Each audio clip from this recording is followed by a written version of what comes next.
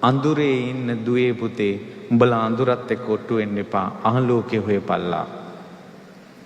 හිත රාගයෙන් බැට කනවා කියන්නේ, ද්වේෂයෙන් බැට කනවා කියන්නේ, මෝහයෙන් බැට කනවා කියන්නේ, ප්‍රේමයෙන් බැට කනවා කියන්නේ, පසුතැවිල්ලෙන් බැට කනවා කියන්නේ, දුකෙන් බැට කනවා කියන්නේ, ඒ හිත තියෙන්නේ අඳුරේ.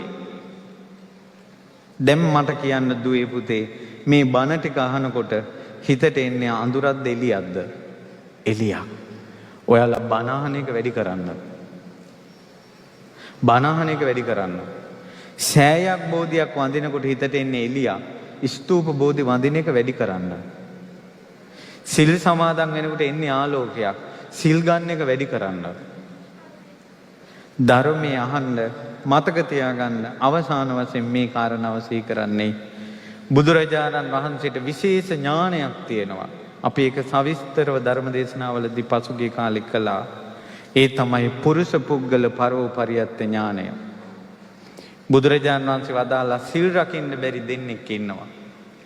ඒ සිල් රකින්න බැරි දෙන්නගෙන් එක්කෙනෙක් බණ අහනවා සාමයික විමුක්තිය ලබනවා. සාමයික විමුක්තිය කියන්නේ බණ අහන වෙලාවට හිත සැනසෙනවා යාගේ. හරිම සතුටුයි බණ අහන වෙලාවට. හැබැයි එයාට ආයේ ගියාට පස්සේ පරණ ජීවිතේමයි යා කැලැත්තෙන්නේ. බුදුරජාණන් වහන්සේ වදාළා දුස්සීල දෙන්න මැරුණට පස්සේ උපදින ලෝකවලින් බණ අහපු කෙනා ඉහළ උපදිනවා. ඒක ලෝකේ කාටවත් හොයන්න බෑ.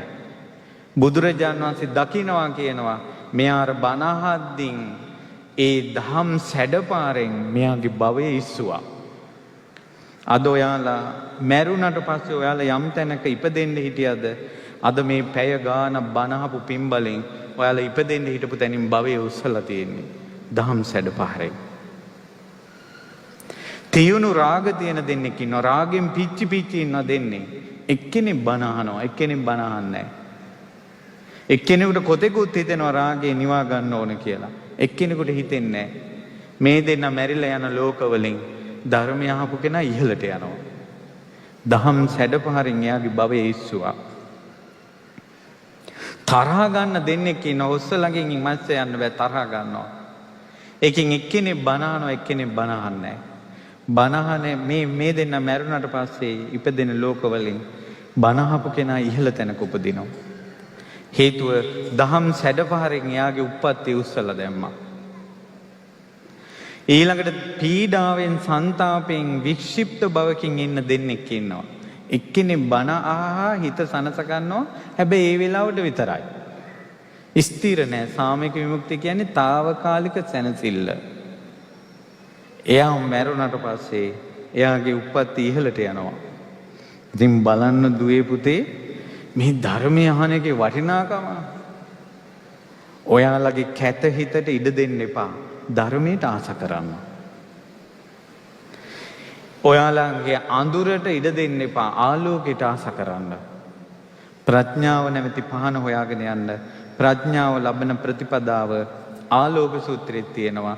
සද්ධානෝ අරහතං ධම්මං නිබ්බානපත්තිය සුසුසා ලබතේ පඤ්ඤං අප්පමත්තෝ විචක්කනා.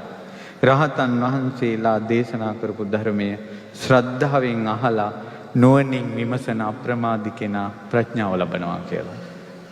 ඒ නිසා ඔයාලගේ ජීවිතවලට උත්තරයක් ඕනේ නම්, ඔයාලගේ ප්‍රශ්න වලට උත්තරයක් ඕනේ නම්, කල්යාණ මිත්‍රයෝ ඇසුරු කරන්න, සද්ධර්මයේ සකසලා අහන්න, නුවණින් අහන්න, සත්පුරුෂ ඇසුර නිරන්තරයෙන් පවත්වා ගන්න.